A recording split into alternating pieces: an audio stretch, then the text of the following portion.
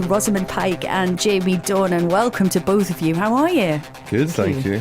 Thank you very much for coming in. It's great to see you. As I mentioned, you're here to tell us all about the new film, A Private War. It's out on the 15th of February and is this hugely powerful story, the true story of war reporter Marie Colvin. Why did you want to take this on, Rosamund?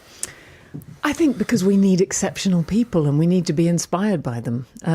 Marie was a courageous woman, not fearless, and I think that's what makes it all the more special. She went to some of the most dangerous places on earth, and it wasn't that she didn't have fear. She had tremendous fear, but she felt the story was so important she would go anyway. And I think she had this ability to bring things that often feel very far away very close. Yeah.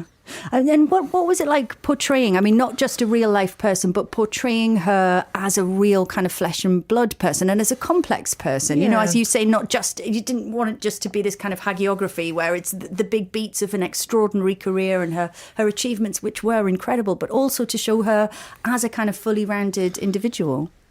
Yes, and you know, a woman with a vibrant sexuality. I mean, a lot of times on film, a clever woman can't also have a sexuality, it seems. But, you know... There was a great bra scene. There was a great bra scene, which I don't want to spoil for anyone.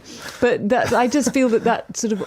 She was such a romantic, Marie, and I think one of the things that means that her writing is so readable is that she was ultimately an optimist, a romantic and an optimist who went to some of the darkest places on earth. And it's... You know, she's certainly not a tragedy junkie. That's a hard thing to say sometimes. Nor did she, you know, she wasn't trying to kind of bang a drum for herself, certainly. Her focus was on other people. She had tremendous empathy. But I think she honestly believed that the world would be a better place if everybody cared, if everybody just stopped and cared for a minute. And I think if our film does anything, I think it's to make people stop and care. Absolutely.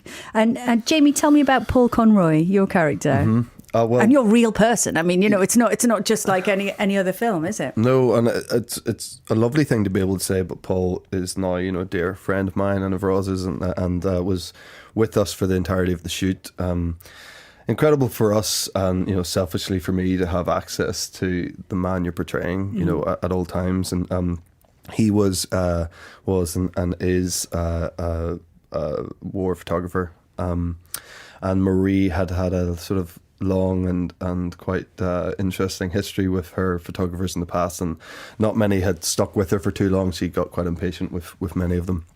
But with Paul, it was a little bit different, and they forged a great sort of chemistry and friendship very early on, and had a real deep and profound love and respect for each other that lasted, you know, over the years. And you know, the same as Marie, just felt compelled to stay in these places and give people the truth of what was happening, you know, to civilian life in these war-torn places, rather than just, you know, just dealing with figures and the types of bombs going off, and the actual impact that these things were happening on civilians was so important to these two. Yeah, I mean, their relationship is a really beautiful part of this film and so interesting. I felt like I hadn't seen a relationship like that on screen many times before, their friendship. How would you characterise it? I think it was the most, one of the most healthy relationships that Marie had with a man was her relationship with Paul. You know, it was a relationship built on trust, but also, you know, they were going to very dangerous places together, and their judgment calls, you know, the stakes were high. The stakes were life and death. And there's a key moment in the film where, you know, Paul, who came from the military background, you know, strongly advises that they do not go somewhere, and Marie insists, and he is obviously not going to leave Marie there on her own. It's wonderful when you do hear Paul tell his stories. Well, Monday, you know, we're doing this screening that's going to go around the country, and he's going to be there.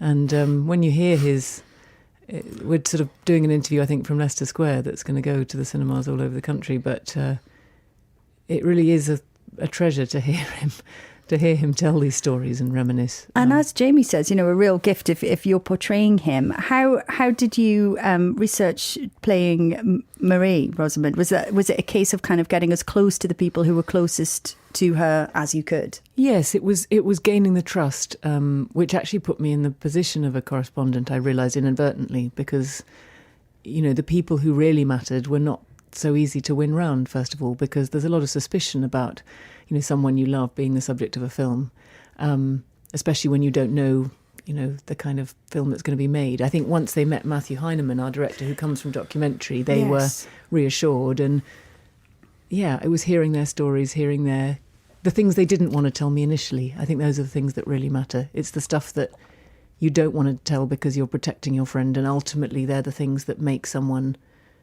me able to understand, and then make me able to deliver a performance that's not surface, that's deep into the complexities of an extraordinary person. That absolutely comes across. And again, I mean, let me pick up on Matthew Heineman's approach there, because as you say, he's got a documentary background, and the conflict scenes in particular, I think, were very informed by that. It sounds like a really intense process. How did he shoot, and how did those scenes work? I mean, they were often, crazy. I have to say, I cannot stand when actors sit and say things like, it was so intense, it must have been like what the real thing was like. I'm like, no, it wasn't. No, definitely.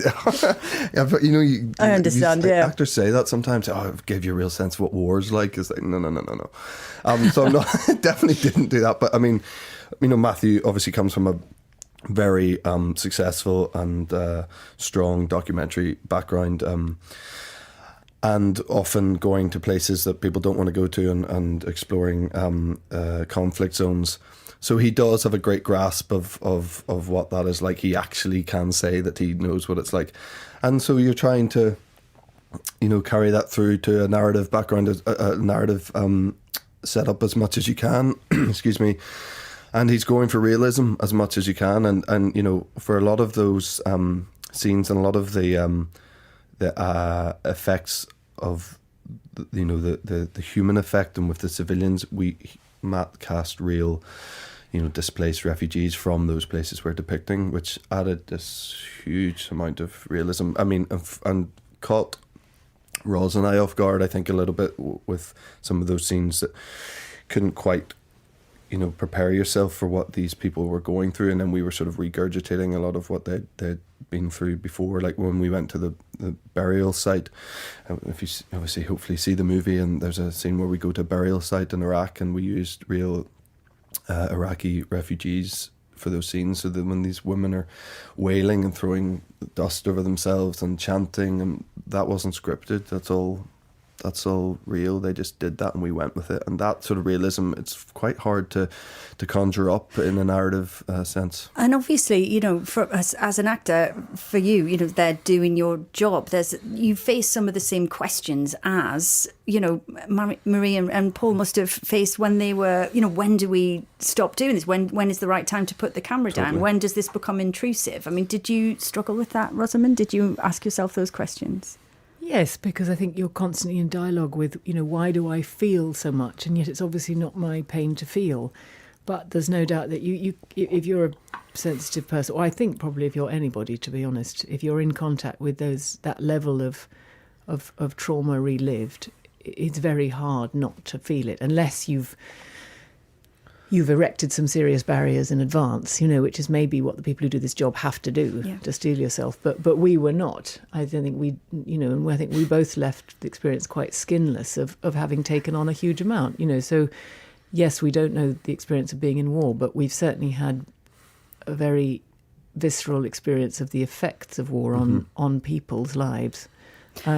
And do you think it's an important story to tell, not just, because of the stories that, the two people that you're portraying were telling, but also for them themselves, for Marie Colvin and for Paul Conroy, because, the whole thing, if you're that type of journalist, is that you get yourself out of the story. It's not about you, it's about the story itself. So, and I think Matt was the right director for that, because a lot of the time, the biggest close-ups of our film are on the refugees, are on the people that Marie and Paul, and that's not an accident, that's deliberate. That's the focus that they wanted you to have. And I think it is a film that's transportive. And, there's a look in people's eyes when they have seen it, and I'm not sure why. I think it's the power of people knowing that they've been in the presence of something real, that it's not a fiction, that it's not some sort of Hollywood magic, that they've actually been somewhere and had a human connection with people that they wouldn't otherwise have met. And I think a film, when it's done right, can give you that experience. And I think Matt has achieved that. It's an extraordinary film. Thank you so much for coming to talk to us about it. Stay with us. Just a quick mention there. Rosamund mentioned the Q&A that's taking place, the live Q&A, Monday, 4th of February. That's going to be broadcast live to cinemas via satellite with Rosamund, Jamie, Paul Conroy and director Matthew Heineman. And you can book that at aprivatewar.film. Other projects that you've got coming up, because some very interesting ones. And what about you, Jamie? I know you're going to be playing Will Scarlett, who I believe is being re-rendered quite substantially in the new Robin Hood film. Yeah, that's already came out. That's out already? Yeah, okay, I haven't seen that yet. You should see it. It came out, oh God, I don't know. I'm terrible at this now. What year are we in? 2019. Yeah, it came out just at the start of the year. Okay, just missed that no, it one. came out just the end of the year last year. Jesus. There we go. Anyway, so that happened. Yeah. And what else have you got coming up? I did two movies back to back at the end of the year. Worked with a director called Drake Doremus, who did Like Crazy, and he did Breathe, and it's me and Shailene Woodley and Sebastian Stan, which is it's very sort of he makes very independent films in the truest sense, but very beautiful stories. So I did that in LA just before the end of the year, and then fitted in a sci-fi. It was my first ever sci-fi movie with Anthony Mackie called Synchronic. That I think both of those will come out later in the year. And then I'm about to become a father for the third time, so I'm taking some very needed time off. No wonder you don't know what year it is. It's all going on. It's all a bit of a mess, yeah. Listen, we are so glad to have you here. Thank you so much for coming to see us. A Private War out on the 15th of February, and it's just a fantastic movie. Thank you for talking to us about it. Rosamund Pike and Jamie Dornan. Cheers. Thanks, Lauren. Thank you.